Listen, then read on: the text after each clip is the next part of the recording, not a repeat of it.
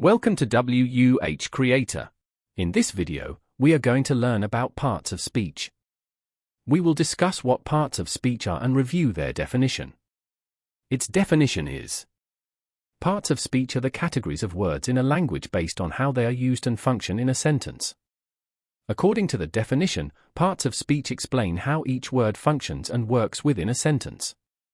They help us understand the role a word plays in conveying meaning and forming correct sentence structure. It shows.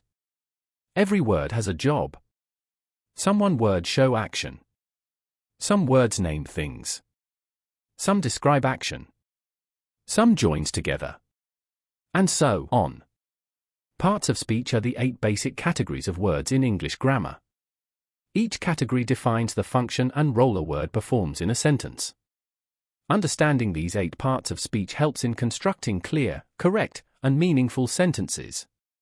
Parts of speech are: noun, pronoun, verb, adjective, adverb, preposition, conjunction, interjection. This classification forms the foundation of English grammar and effective communication. Here we have an example. The boys run quickly.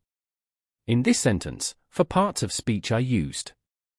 It means for categories of words I use. First, the is an adjective that modifies the noun boys. Second, boys are a noun. Third, run is a verb that shows the action.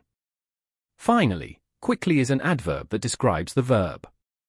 This example shows how different parts of speech work together and depend on one another to form a clear and meaningful sentence. So, this was an overview of the concept of parts of speech. In the upcoming videos, we will discuss each type of part of speech in detail, along with clear explanations and examples to help you understand them better. Stay connected with us and keep watching for our upcoming lessons. If you found this video helpful, please like it, subscribe to the channel, and turn on the notification bell so you don't miss any future updates.